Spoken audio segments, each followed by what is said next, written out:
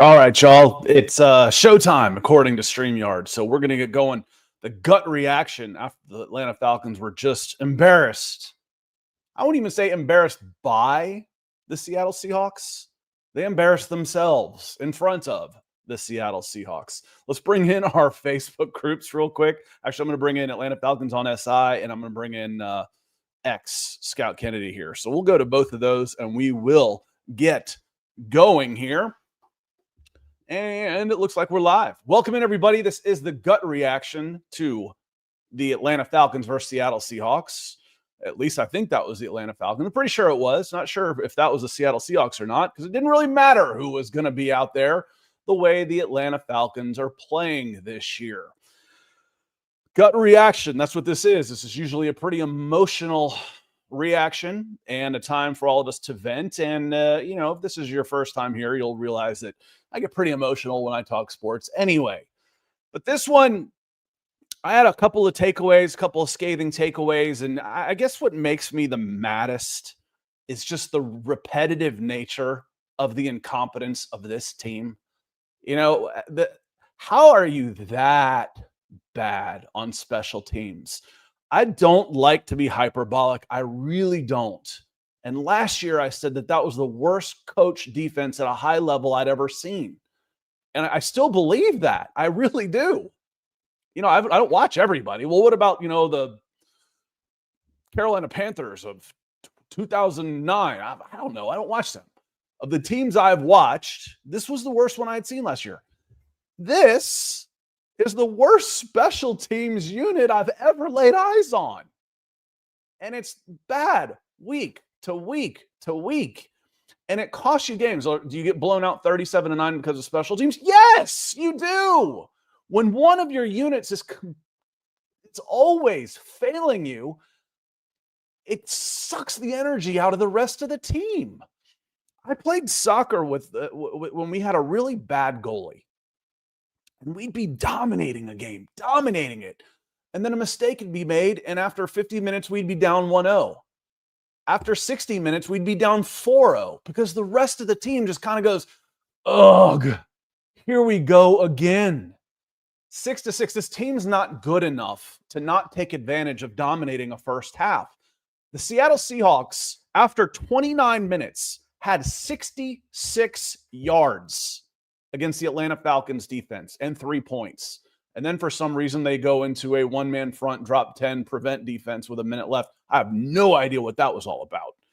Talk about quitting. It was downhill from there, wasn't it? So I put it on the title. I put on the cover. Change has to be coming, right? It just has to be. I know there are so many, and we just saw it. It just feels like, will Arthur Blank make the right call, or will he wait a season too long? It has to be. I mean, I think someone said on X after I posted the link to this stream, this feels like the last game of Arthur Smith's tenure against the Saints, where they just gave up. If the team has given up, they're 4-9. The fans have given up. What are you doing here? I feel like change has to be coming. If it doesn't happen this week, then my prediction was always along the lines of it will be at the end of the season. But I will not be surprised if it happens this week, or at least after the Thursday night game. There is a Thursday night game coming, right? I haven't looked that far ahead, honestly. So I look at the schedule. It's 12-11 at Buccaneers. Is that a Thursday night game? It is. That's coming up this week. So get blown out by the Buccaneers, and you've got a long week to get ready with a new staff. I don't know, but it's terrible. This is 8 straight losing seasons, and I feel like of those 8, this is the worst coaching job of the 8 because there's talent on this team. There's defense on the team. There's a pass rush on the team. There's weapons. Bijan Robinson might be one of the best Atlanta Falcons ever by the time he's done. There's a veteran offensive line. There's a Pro Bowl safety in the back. It's not the worst team on paper. It's one of the worst teams we've seen, though. I mean, would you disagree? I mean, we've seen some bleak times. We've seen teams give up on coaches. 0-5 start for Dan Quinn. Was that 2019? 2020 maybe? And we've seen them give up like that before. We know what it looks like. This is what it looks like. But this team has some talent. There's no reason this team should constantly be betrayed by special teams. If there's one thing to look forward to, special teams can't be that hard to make at least average. It can't be. Everybody else is about average. There's not that much difference between special teams around the league. It's just kind of there. Kickers, yes. A special return man, yes. Those show up every once in a while. But special teams, okay, you get inside 50 yards, you're going to make a field goal. You give up about 28, 29 yards per kickoff return. You average about 28, 29 for your kickoff return. And you average about 45 yards net per punt. And you return it about 6 yards. That's pretty standard. Not this team. Not this team. Double B Media. Next coach, I got a list. We will hit on that too. A list. Diana Rossini came up and said, these are the names. I'll run through them here. I was a little surprised that Clint Kubiak wasn't the first one on that list. I feel like he didn't make the first group. I'm not sure how she ordered them, but I think Clint Kubiak should be really high on that list. Now, this is your show too, so I want to say hello to some folks that have come in, especially who have come in nice and early. Terry, thank you for being a member. Be like Terry. Helps keep the lights on. Helps keep my forehead nice and shiny when it gets bleak. And Falcons fans, the casual Falcons fans, they tuned out this week. My God. My traffic on my website was bleak.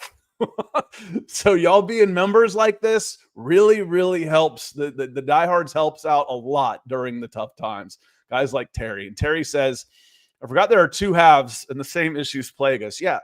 6-6. I always screenshot the first halves because I like to see, where it is. And again, they had 66 yards when they went up 6-3. The Seahawks did. The Falcons were dominating that offense. And then they went and prevent. I don't understand that, but okay. 1 for 1, they had 73 to 57 rushing yards, 77 to 54, 150 to 111 in total yards. They had they had more time of possession, over 3.5 minutes, and they had a turnover, and it was 6-6. That's a problem.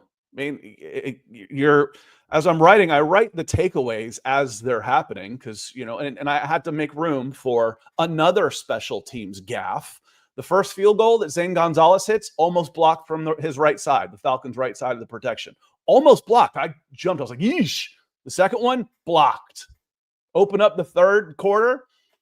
There goes, was it Rashid Shahi? Was he the one that did it? I don't even know. I just know it because it doesn't matter. It's not like you're going against prime Devin Hester out there. You just need somebody. The Falcons, Arnold Ebiketie grazed his hip. That was, diving and brushed him. Might not have even gotten him in flag. If it was flag football, he still would have scored. That's how bad coverages are. Kick a field goal and kick the ball out of bounds. Give him the ball on the 40. Well, that's actually an improvement. It's a disaster. It's unbelievable.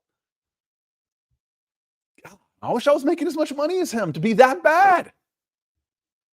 It's terrible. Terry, thank you so much for being a member. Be like Terry. Become a member of the Falcons podcast. We do special member-only videos too. Not just it's not just a hey, thank you. We do offer you some extra benefits as well. Air 8351. He says Kyle Pitts is always in the vicinity of INTs. It's because he doesn't get very good separation, and you want to kind of force it to him. That's the main reason. He doesn't. When he gets separation, we see him catch the ball in stride so infrequently. They did a nice ISO on him on a drag route where he came across. He comes in motion, is still never comes to a stop. They snap the ball. He turns it up and he cuts in. He's never stopped. That's how he gets open. He is not an explosive athlete. He doesn't have a 40-inch vertical leap. He didn't have a 3.8 shuttle time. He's fast, but he's definitely one of those, an object at rest will stay at rest unless, altered by an outside force. He's not twitchy. He's fast. and he's long, and you've got to keep him moving, but he doesn't get much separation from defensive backs, so there's a lot of deflections in there. There just are. So, and to Ayers, thank you for being a member too. Ayers also a member out here. So let's say hello to some folks that came in nice and early. James, he says, it's so embarrassing. This was our first comment. He says, Blank is going to fire Morris. It'll probably be after next week game because it's a Thursday night game, right? Yep. I read this comment and just looked it up. Yep. Special teams, again, it's a disaster. Yeah. I mean, the definition of insanity, right? Why would you think, oh, we really like the way he was asked about that? Why does Ike Hilliard get fired and Marquise Williams still has a job? Because we believe in the way that Marquise Williams communicates with the players. So what I read into that was Ike Hilliard was not on board. It was undermining the head coach. Okay, you're fired for that. Fine. But at what point do results matter? We don't make emotional decisions. Well, we don't make logical decisions either. It's illogical to keep this guy out there calling special teams. It doesn't make any sense. It's illogical, but it feels good. It feels good. I'm Arthur Blank, and I've got a very happy, well-paid crew, and my profits are up, and my value of my franchise keeps going up and up and up and up. What a great businessman I am. If you're a businessman, you got to be happy as the owner of the Atlanta Falcons, right? If you're a competitor, you got to be pissed. If you're a competitor, is Arthur Blank a competitor? I don't know. There needs to be some uncomfortable people in that building. Curtis, thanks for being a member, my friend. He says, I knew the game was over when they scored on opening kickoff. Yeah, again, the momentum changing. This team isn't good enough on offense for the defense to not win the game for them. And the defense is, here we go again. You know, that's just the way it is. It's human nature. The first time I remember watching it was 1998. I was 25 years old, formative years as a professional, and I was watching the Auburn Tigers, who they had a really good defense, but they were 3-8 that year, I think. And I remember thinking that a 3-and-out was a positive outcome because they'd either turn it over or go backwards 15 yards. Their offense was so bad, and you just watch it. The defense can only hold strong for so long before they inevitably cave. Well, that was just the offense. When the offense and special teams are both playing against you, and then you're going to throw some turnovers in there as well, this is a 37-9 game. And frankly, the defense did enough that they can't do it by themselves. If you've got any kind of complementary football, the defense is good enough to win games, but not when they're playing against the other two units of this team. It's crazy. OMT, good to see you. He says, I'm going to get a 15 backup beer. I'll be back in a few minutes. We'll be here. Austin says, it's about as ugly as it can get. Jeff, he says, the special teams is an embarrassment. Mike Hughes and coverage is a joke. It is. Keith, thanks for being a member. He's here. He just says, wow. Captain Misanthropy, Marquise Williams and Raheem have to be gone today. How about Zach Robinson? You know, again, how do you get all these yards and still lose games? 1 for 13 on third down. Let's forget that. That's just not even, you know, I don't know. They probably do. If you turn the ball over on third down, that counts against you too. So I will say that I don't remember when the fumble, the interceptions, and all that stuff came, if it was third down or not. It's 1 for 13 on third down. Those are turnovers. It's turning the ball over. 1 for 13. It's the worst third down team I remember ever seeing as well. They were 30th, I think, coming in at 33 per 30. I think they're 30.1%. 1 divided by 13 is what? 8%? It's unbelievable. We're bad, but James Pierce Jr., Defensive Rookie of the Year. Deshaun, I was hoping he'd stat pad a little bit, you know, and I was worried when I saw him get hurt. I was like, dude, just go get a couple meaningless sacks and stat pad a little bit. Yeah, James Pierce Jr. is up to 6. He's got the rookie lead all by himself. And more importantly, he's got sacks in 5 straight games. So he's being consistent. He's getting pressure. He's not just getting, just getting a cleanup sack here and getting his ass kicked for the other 50 plays of the game. He's playing really well. and didn't see much of Jalen Walker out there today. And I watched the first half really closely, and then after that kickoff return, I kind of start writing, and I'm watching just, so I'm not focusing on every single player during the game. I did not see a lot of Jalen Walker. Leonard Floyd was out there. I saw Arnold Bichetti. I saw Caden Ellis out there at edge with the 3-4. Caden Ellis was playing a left outside linebacker with Ronnie Harrison and Divine Diablo out there. So they may have felt they were a little short-handed today. Terry, good to see you. Afternoon, ATL. That's all, y'all. Coach Scott, appreciate you. Hope you're doing well. So this should be the end of it. It should. And John says, can't help but laugh at this team. I laughed all game. Tell me, what was your reaction when, let me get his name right. Which Rashid was it? Apologies. I should know this. The kickoff return. Who was that did that? So when I say him again, touchdown, 0 plays, 0 yards, 12 yards. Shaheed. Okay. That's what I thought. When Shaheed returned it, when you saw him hit that line where it's like, he's obviously, what was your reaction in the moment? Was it an eye roll? Here we go again. Or is it, oh no? Or was it just go ahead and score, man? Run these guys out of the building. Go, get them out of here. Keep going. Curious what your reaction was to this game. Robert, yeah, Falcons are bad. Yes, they are. Evan, he says, I hope Blank can see what a great head coach Clint Kubiak would be. Let's hit on a couple of the Dan Orsini of the Athletic. She listed, I don't know what order this is in any particular order, but she listed Chiefs offensive coordinator Matt Nagy. Isn't that the same Matt Nagy that was with the Bears? Am I completely wrong on that as I'm all fired up and my brain's getting mixed up?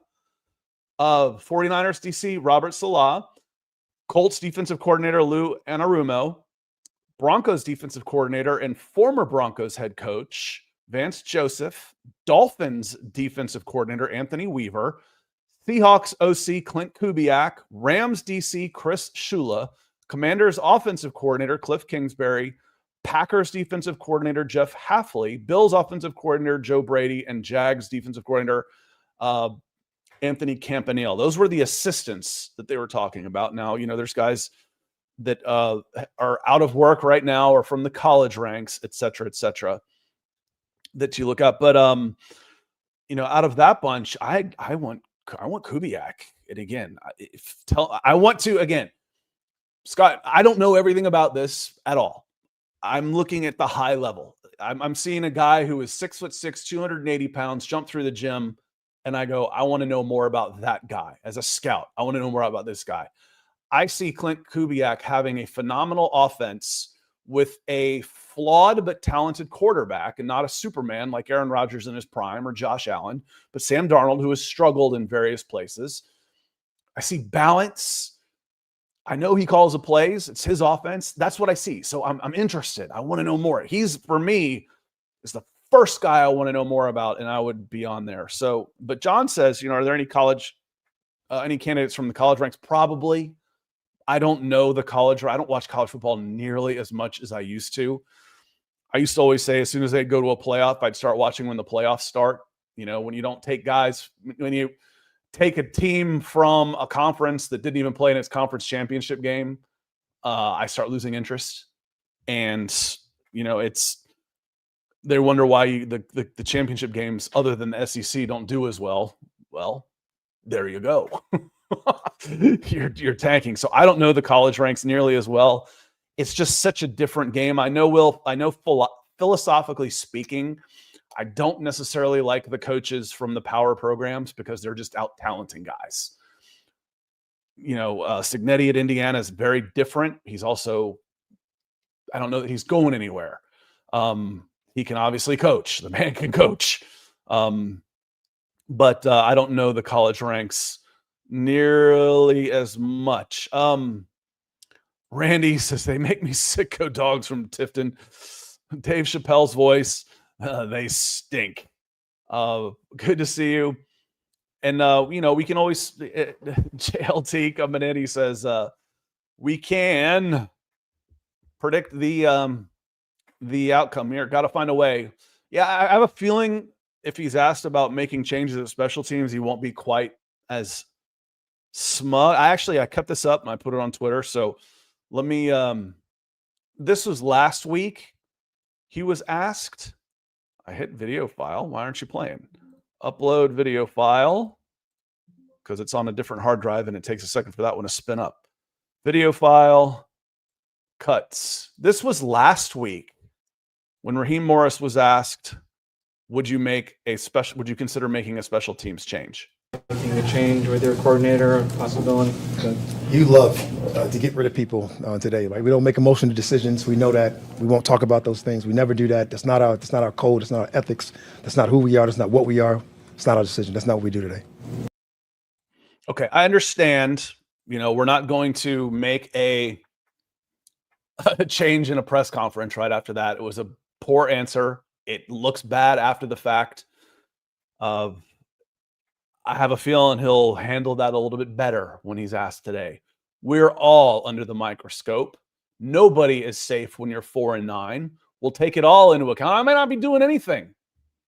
My hands might be tied. I may not be allowed to fire him because I don't know how Marquise Williams still has a job anyway. He should have been fired at the end of last year.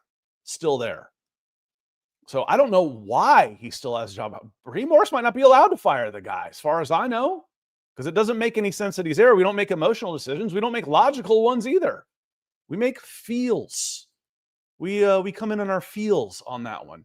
Antonio Langford coming in with a super chat. Thank you so much for the super. I'll check the chat also to see if you had anything to say or if it's just support for the show. I certainly appreciate it. It helps keep these lights on. I turned them back on today because it's dark and dreary. The Seattle fans probably felt right at home today in this weather. If a few of them traveled in, it's not quite like having the Bears or the Steelers or the Packers in town, but or the Cowboys with as many, Dallas and other fans. But it was still going to be mostly Seahawks fans there today. And Trenton says, I was pissed when Raheem said that about Williams last week. It's the first time I've ever questioned his integrity on that. And Youssef saying, at this point, the only reason I watch is because of James Pierce Jr. And, and I just love watching Bijan Robinson. If you like football, you like watching Bijan Robinson play football, I don't want him to play anymore. You've got a pending free agent coming in, Tyler Algier. I want to keep as much tread on the tire. Bijan has no reason to play for this team right now.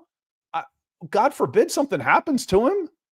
Man, I do not at all want something to happen. So Sam says the Bucs lost to the Saints. So that puts, did that really happen today? I haven't really looked. I wasn't keeping up with other scores while I was getting the show together and everything, and writing that up to have it ready. The Bills came back and won. That was a good game. The Vikings blanked the Commanders. Well, Dan Quinn's going to be in some trouble too. Dolphins crushed the Jets, and the Saints 3-10 beat the Buccaneers. And now the Panthers. When do the Panthers play then? Are they off? The Panthers are off this week. They finally get their bye. Good Lord. It's almost Christmas. And they'll be playing for first place here any second. And it looks like 9-8 could win the division again. That too much to ask for the Atlanta Falcons? Yes, it is. They haven't been 500 in almost a decade. So finishing 9-8 may be too much for this team. It may be. Let me see here. B-side, good to see you. Always has great comments and a good member of the community. Says Morris can't fire Williams for bad results because then he'd have to be accountable for his bad results. And here's the thing, y'all. When you don't hold people accountable, everybody else sees it. They all see it. Everybody out there, the 53-man roster, the 17 on the practice squad, including Lenny Craig, they all see it. They all see this guy's getting away with being awful. What am I breaking my neck for? This is a dangerous game. This isn't just, this as much as I love baseball, I can go out and get mine on a bad team. I can go have a 4-for-4 game and get beat 11-1. And I had a good day. Man, it ain't like that. This game's dangerous. You think David Onyemata is giving it his all? You think Jesse Bates right now is going 100%? Any of them? When they see that Marquise Williams units are still going out there? Horrible. Just horrible. Let's see here. Trenton says, about About 2 minutes. Have to find a way is coming. Yeah, find a way. I would like to think that, I I interrupt Nick all the time, and it gets pointed out to me. And every time I do it, I still hear it in my head. Stop interrupting, Nick. When someone points out to you, hey, you say that all the time, it sounds off alarms in your head before you start to say it again. You would think at this point, Raheem Morris would, as he'd start to say, find a way or figure it out, he would hear it in his voice and say, I need to say something else. I'm becoming a meme. I'm becoming a caricature. 17 points in 2 weeks is crazy. Antonio, thanks again for the super chat. 17 points in 2 weeks is crazy. And again, 1 for 13 on third downs will do that for you. It's this team. Is this the most talented bad team that we've really watched? We've watched a lot of bad football in Atlanta. There's some playmakers on this team. And and CBR has a question about a couple of those. It says, do you think we lose Bijan or Drake due to either of them being unhappy, like Saquon Barkley and the Giants, or desperate for draft picks? Do I think you will? That is one of the good things about Arthur Blank. If you're my age and you grew up with the Smiths, enjoy Drake London for one more year, because then he's going to be gone. They won't re-sign him because they can't really afford to or won't spend the money, and he'll be gone. So enjoy your star players while you can, because they're leaving. Do you think you'll lose them? No, I don't necessarily think so. But when we start talking about building up trade draft picks, if you've got a new general manager coming in, one way to do that is to lay out the first level of free agency this year and hope to get some comp picks, but that's for 2027.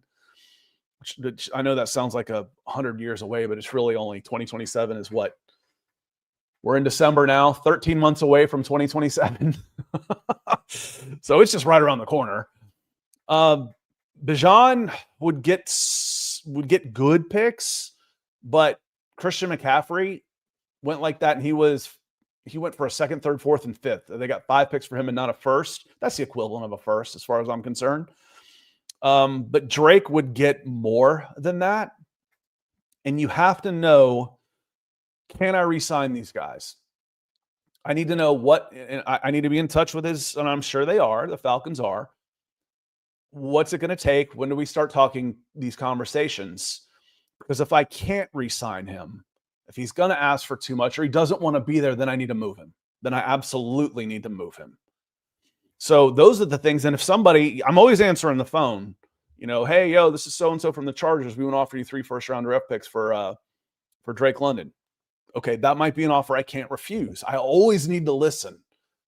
I don't want your whole idea is to draft, develop, and sign and keep. You want to keep these guys in the program. That's your whole goal of drafting. So I don't want to lose Bijan Robinson. I don't want to lose Drake London, but that might be the reality anyway. So I don't know. If I'm Bijan Robinson or Drake London, I can make a bunch of money for any team. Do I want to keep playing here? Bijan might not have as much choice. He would, you'd franchise tag him for sure. And that's not back-breaking type of money. And running backs only have so much life cycle. I mean, there's only a few Adrian Petersons out there, Saquon Barkley's out there that keep playing at that level for 7, 8, 9, 10 years. They're pretty rare. Drake can be a Pro Bowl wide receiver for the next decade. So you could get 2 first-round picks for him and then turn around and not have to pay $30 million plus per season. But draft picks are draft picks. They're all fun and games, but how often do you get a Drake London when you make your draft pick? You're just as likely to end up with a Kyle Pitts. So you don't want to, again, would I trade the Rams? Would I trade James Pierce Jr. to the Rams for the number 9 pick right now? Probably not. Probably wouldn't do it. You've been wanting a guy like this for ever. forever with the Atlanta Falcons. I don't know that there's been a guy like this for, an edge rusher. John Abraham, traded a first-round pick for him. So you don't want to move them, but you might have to. So, but no, you don't necessarily want to. CBRN10 coming back to back here. So thank you, my friend. He says, nightmare scenario. Do you think it's possible Raheem and Zach keep their jobs using the panic injury excuse or hasn't had enough time? Whatever excuses. I think Robinson's toast. I don't think there's any way he is back with this team. I'm at the point now where I'll be surprised if Raheem Morris is still coaching 2 weeks. And I'll be really surprised if he is, last regular season game is, let's see, schedule. I don't know when it is. Week 18. Last regular season game, week 18 is January 7th. So that's week 18. What's the Monday after January 7th? I'll be a little surprised. January 7th. How can that be the last week? I don't know what's going on with this calendar. I feel like the 4th should be the last week then. I'll be a little surprised if he is still coach on January 5th on that Monday. That's where I am with this. There has to be a change coming. There just has to be. Wrote it up today. I'm like, there's a lot of reasons why he shouldn't still be the coach. The stubbornness with special teams is one of them. That's a big one. His inability to come in and fix the problems that are so apparent. Who's correcting? If I've got a problem with Zach Robinson, how do I fix it? Who's correcting that? Where's the old head? Everything's a collaboration. Well, how am I fixing that? When 0 for 3, my special teams coordinators that I hired when I started were Jimmy Lake, Zach Robinson, and I kept Marquise Williams. That's 0 for 3, and not just 0 for 3. That's a really bad 0 for 3, man. That's a really, really bad 0 for 3. So I don't see it happening. I'm going to scroll down here towards the bottom and start working my way back up to make sure. Tiff has a question. He says, who do you want the Falcons to draft? I don't know the names well enough to say, okay, this is the guy I really want, but they're going to be in the 40 range, 38 to 40 range. What's Tankathon say right now? If they update it, I don't know if they do it in real time. Tankathon, NFL, Falcons, let's see, Atlanta. I don't know if they update it in real time. It still says 42, and it says Christian Miller, 6'4", 305 out of Georgia. But for me, the biggest needs on this team are wide receiver. I mean, you see Kirk Cousins back there, and he lines up 4 wide, and it's Darnell Mooney, Dylan Drummond, David Sills, and Kyle Pitts is your 4 wide set. Good Lord, man. Let's take Dylan Drummond out of there and put Drake London. That's starting to look a little better. Kyle Pitts isn't going to be here next year. That'll shock me.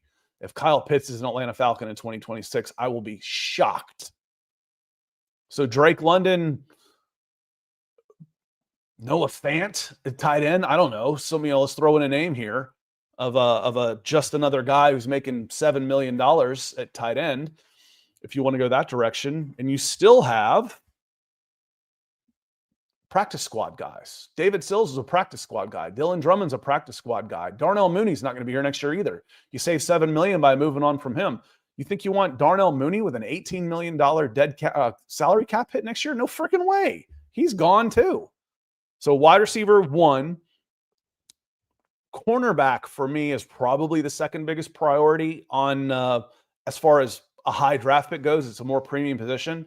And then defensive line, defensive tackle is arguably as a bigger need than corner. I still think corner is a huge need, but a big defensive tackle in there that can load up and space it and be stronger against the run. I still think corner. I think the Falcons can win with numbers on the defensive line.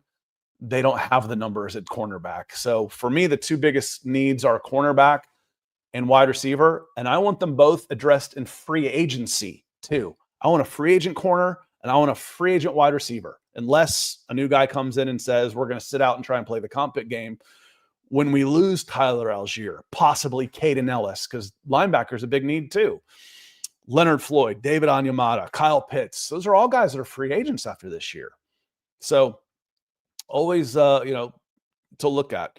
But I want wide receivers my number one priority this off season. You're not if you were to say quarterback, I'd understand. But that's not going to be addressed this offseason. Not seriously, not with like a first round pick, obviously, and then not with it's hard to hit quarterbacks in free agency. It really is. Mike, good to see you, and thanks for being a member. He said, I just joined. Have they fired the special teams coach yet? I'm afraid how I might have reacted. I probably would have just totally imploded and gotten like super quiet and just withdrawn myself if I was the head coach when Rashid returned that for a kickoff return, because kickoff return for a touchdown, because it's either that or I'm going to go over there and I'm going to tell him to get out. Just leave right now in front of everybody. Go, you're fired right now. Don't come back. If he is still the special teams coordinator, might not fire him. They might just reassign him.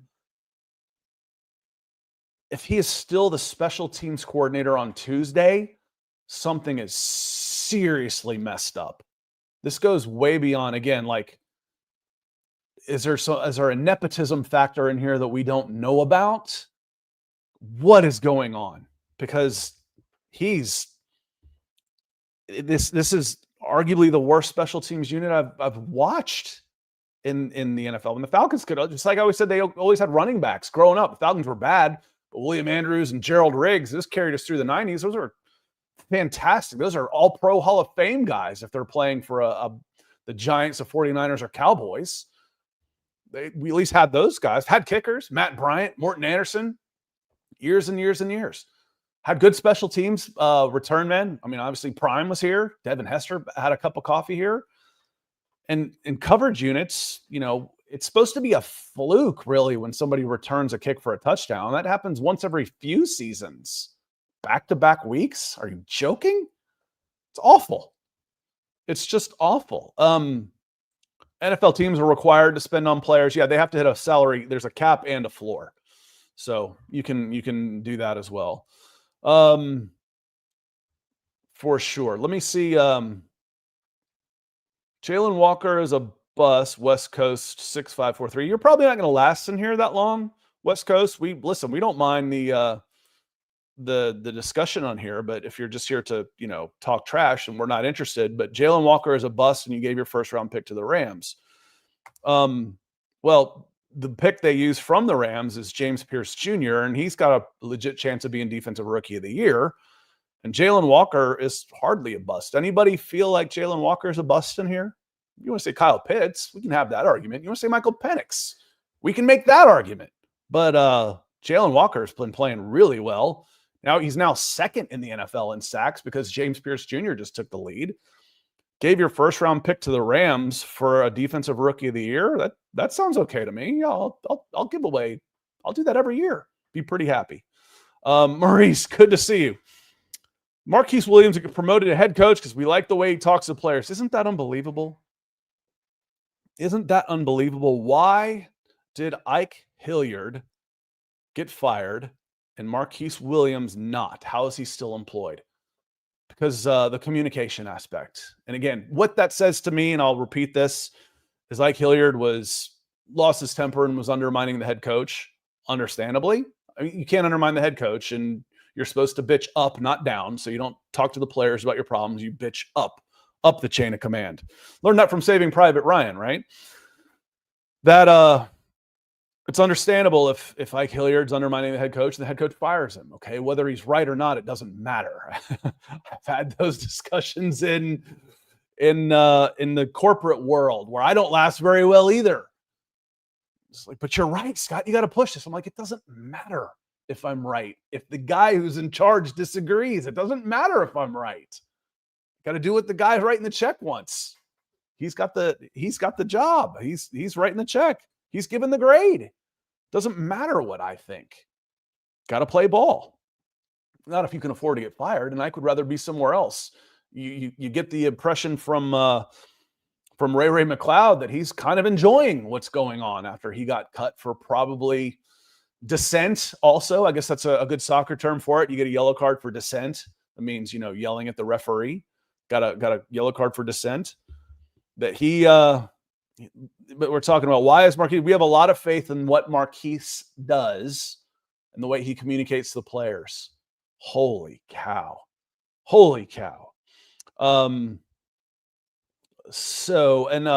ABH coming back in.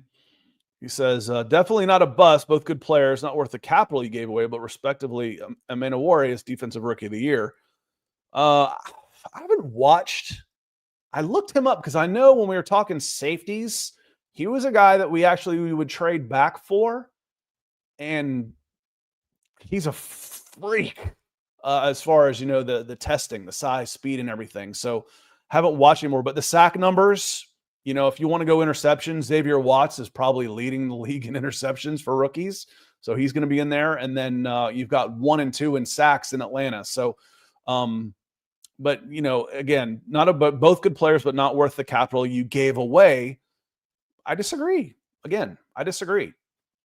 I don't have any problem with the trades for James Pierce Jr. That's going to end up being a top 10 pick for a rookie contract edge rusher who's got Pro Bowl potential and Defensive Rookie of the Year. That's worth a top 10 pick. They didn't just that's what they used to get him. And then you swapped a second and a third. You sent the second, which the Rams used on a tight end, and the Falcons used on Xavier Watts, who's going to be on every all-pro, all-rookie team you can possibly find. So the Falcons sent number 8, let's call it number 8 in 2026, and a second-round pick for 2 guys that are going to be all rookies and 1 possible Defensive Rookie of the Year. What's the problem?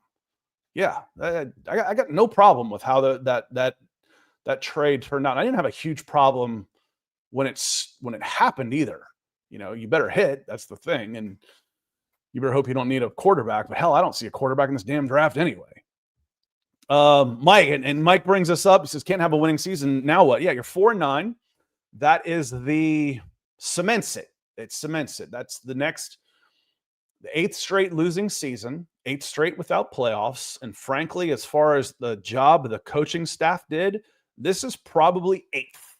The number 8 out there, because again, this team has some talent. You can say, oh, the quarterback did him in. Well, Michael Penix lost a bunch of games too. And Kirk Cousins, now that's not where we want to talk about wasting resources, $100 million on a 36-year-old coming off an injury quarterback and then backing him with the number 8 overall, and you still don't have quarterback play worth a darn. That's a problem. That's a big problem, and that's going to cost Zach Robinson his job this year, and they're going to need somebody in there that's got some skins on the wall, is a popular phrase, of developing quarterbacks, of getting the most out of their quarterbacks, like, say, a Clint Kubiak. Love to see you. Michael Penix is going to be the quarterback next year. He's going to get a chance. I need to see him play for somebody that's got a history in the NFL of having some good offenses, because Zach Robinson doesn't. He was a rookie coordinator.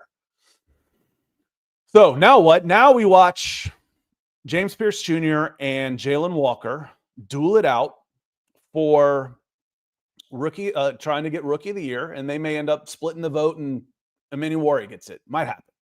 But they're going to finish top 5. Can they finish 1-2 in rookie sacks? That'll be fun to watch. Bijan Robinson and Christian McCaffrey are going to go neck and neck for scrimmage yards, for the scrimmage yards title. And remember, when Bijan Robinson gets his Pro Bowl this year, it's going to cost the Falcons an extra $4 million on his 5th-year option of his rookie deal. $4 million for making the Pro Bowls against the Falcons salary cap. So you're kind of rooting for the snub. I don't want to take $4 million out of Bijan's pocket, but he's going to make plenty in endorsements and all of that stuff too. But it wouldn't be the worst thing in the world if Bijan Robinson were to not, if he were going to get snubbed.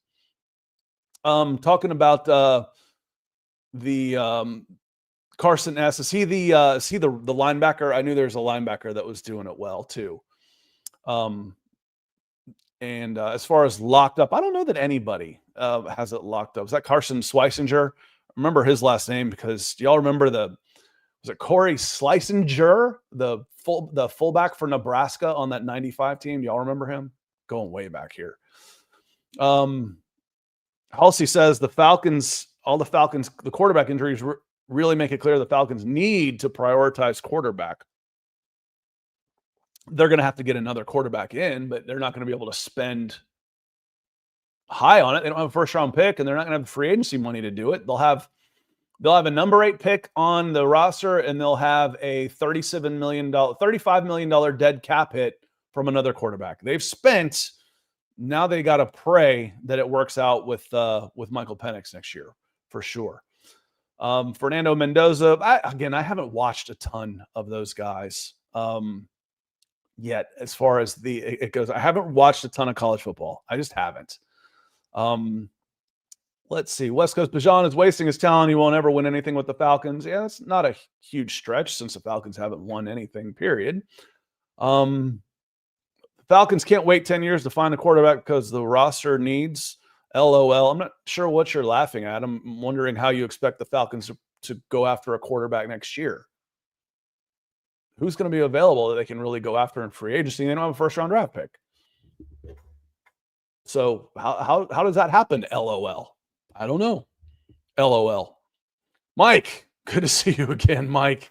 Says, dogs looked really good last night at Mercedes-Benz. Yes, they did. They looked – you want to see what an inspired team looks like when they're playing for each other, when they're going out there. That's what it looks like. When a team's playing for its coach in front of a crowd that's going berserk. It's fun to watch. And I've told y'all before. I went to Auburn. I met Kirby Smart. I think when he was a GA. It's been a long time ago. I met him when he was first starting as a GA at Georgia. Then he went to Miami and came back to Georgia or whatnot. And then he ended up he was with Saban for most of that time at Alabama. So basically, I don't like Georgia and I don't like Alabama. That's just kind of how I grew up. Now I don't really care. I love Kirby Smart, and I end up rooting for Georgia because of Kirby Smart. Rooted for Alabama because of Kirby Smart when he was there. Love him. Kirby Smart is fantastic. Big fan here. Talking about Jameis, let's go get Jameis Winston. Rudy says it. Let us says it at the same time. Let us praise sports. Rudy says it on Facebook. Y'all didn't even know you said it at the exact same time. I'd take Jameis here. That'd be fun. Chris Walker says the Falcons need to upgrade the offensive line. Whoever winds up at the quarterback. Yeah, speaking about needs, right tackle's a need. You can save a little money by moving on from Caleb McGarry in the offseason. There's no guarantee he's going to come back. And he wasn't a Pro Bowler to begin with over there at right tackle. He was a mid-priced veteran on a second contract. And Jake Matthews is getting older. Newsell's okay. Lindstrom's really good. And Bergeron's okay. Probably a shade better than okay, but not great. But right now, I don't think they're nearly as weak as the wide receiver room. The wide receiver room, when Drake's not in there, the wide receiver room is arguably the worst in the NFL. That hurts. that hurts for sure. Have they done? I didn't even look and see. Have they done the playoff thing I figured that'd be tonight. I didn't even know when that was. The playoff committee still found a way to sneak Bama in. I haven't even looked at it, honestly. I've been watching college football here the whole time. Let's see. I didn't click on that one, so I'm not sure what you were agreeing to, David, but I appreciate it. But Cody says, can we keep Diablo? Yeah, he signed did he sign a 3-year deal with 2 guaranteed, or was it a 2-year deal with 1 year guaranteed? For some reason, I thought it was a 2-year deal with 1 fully guaranteed season. So you basically have the option on him next year. I thought it was a 2-year deal. Where's Diablo? Let me double check on that. 2-year, $14 million with 7 guaranteed. That basically means 1-year contract with a club option. Players do not like to play on non-guaranteed money because that means if they get hurt, you can cut them and you don't owe them any money. It's tough. So you might want to try and sign him to some more guaranteed cash. But Diablo should and will be an Atlanta Falcon next year. I'll be pretty surprised on that one. All right, so what's his name here? West Coast here just got himself kicked out. We'll go ahead and say ban and delete your comments. Sorry, but just listen. Hey, I like having conversations with other people, but I said it's really hard to trash talking a Falcons fan. What can you say to a Falcons fan that's going to be more hurtful than what their own team does to them? This is an abusive relationship.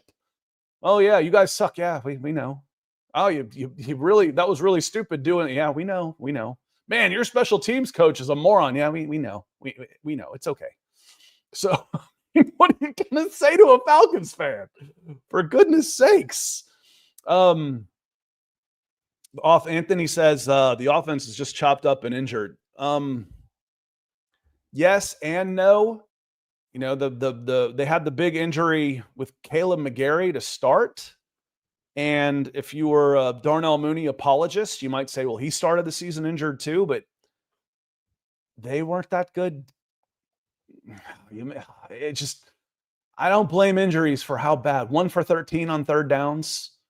I don't blame injuries for how bad this offense has been this year. There's been some injuries, yes, but you watch every other team, there's been some injuries around the league. There's a lot of people that are injured. And you figure it out. You find a way. You figure it out. You find a way. And the level of ineptitude from the quarterback play goes beyond the injuries. It goes to, and frankly, I got to get a better offensive coordinator before I know what I got at quarterback. I really do. David says Mooney injury was the same as his play. He got hurt on the first. You were really looking forward to what he could do with a quarterback that could throw it long. And then even when he got back, he's not doing anything. Did he? I don't even remember him catching the ball today. He got robbed of a touchdown. That absolutely should have been a touchdown. I was like, well, what's establishing your, getting back into the field of play? Both feet were in bounds when he caught the ball. And when your shoelace goes out of bounds by the blade of a piece of plastic, then yes, someone leaning on you is enough to force you out of bounds. Should have been a touchdown. Of all the stupid things, let me get mad again. Of all the stupid times the Falcons have thrown the red flag on a challenge, why not there? God. Atlanta receiving, Darnell Mooney, 1 catch for 6 yards on 4 targets. Wow. 1 catch for 6 yards on 4 targets. And let's remember, he has an $18 million cap hit next year. 1 catch on 4 targets for 6 yards. Yes, he got robbed of a touchdown. Doesn't matter. That's inexcusable. That's inexcusable.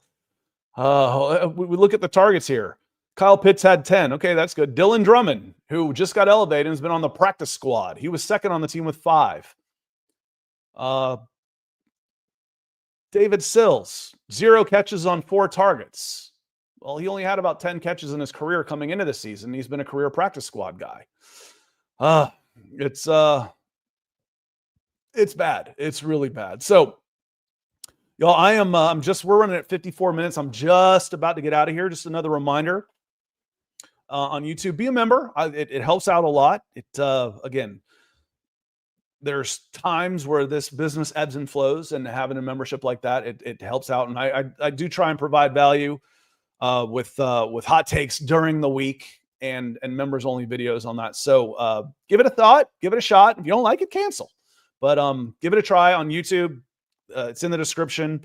And it's also, if you see join anywhere when you're watching on YouTube, that's a place to look. I want to say thank you to my Super Chat superstars. Terry has been a member for a month. Thank you, Terry, for the solid month since I started. So one of the very first on board. Air is a member and went with a super. Antonio came back-to-back supers. CBRN 10 with 2 supers as well. Mike is a member. Maurice is a member also. Mike came in a few times. And then Curtis is coming in at the last minute. Something is up in the wide receiver room for Hodge and Washington to be healthy scratches for 3+ games. I did see Hodge out there. Washington started and played like 200 snaps in the first 3 games and then was never seen again. Saw him on the sidelines looking morose. What's that do for morale? I mean, is he hurt? How do you go from being a starter to being a healthy scratch like that when you're not acquiring anybody, when you're just being replaced by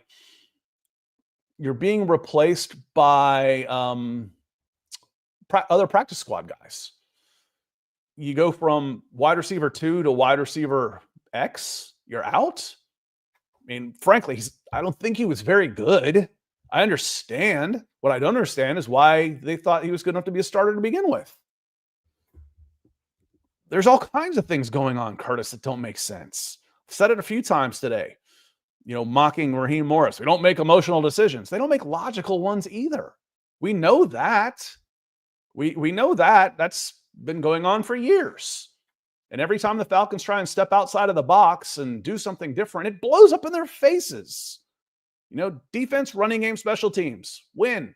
Don't turn the ball over. That's a simple formula. Don't overspend on one position. It's a fairly simple formula. So something is definitely up. I got, what? I just put this together. Duh. Washington, what changed after those first 3 games besides Washington? Well, Ike Hilliard was out. So Washington hit the bench and Ray McLeod's cut. So there's definitely something up in that wide receiver room. Absolutely. You're 100% right, Curtis. There's a lot going on, and it'll be fun. Maybe I should reach out to Ray. And a lot of those guys, they don't want to talk until their career is over because, you start talking bad about one team, other teams look bad at you and say, I don't know that I want him. He's a problem, even if he's right. Again, it doesn't matter if you're right. Keep your mouth shut. So maybe when he hangs him up, we'll get Ray on the podcast and let him open up about his time as an Atlanta Falcon on that one. So thank you, Curtis, for coming in late. I'm going to get out of here. I will be back tomorrow morning on the Aftermath. We'll go through the press conferences, any fallout, see if there's any news between now and then. But I'll be back tomorrow morning at 8:30. Hope you can join me. Appreciate so many people. We got over 400 people watching. This has been a hit, the gut reaction, since I've had time to do them. This fall, I will not be able to do one next week, though. I'm traveling for baseball. So not next week, but I will be back on Monday. And I will be back tomorrow. We'll go through some more of the stuff, maybe a little bit less emotional. But as I look back at this game, I'll probably end up getting more pissed off about how stupid the same mistakes over and over and over and over again. So on that note, I'm out of here, y'all. Have a great rest of your day. Enjoy some football. See y'all tomorrow.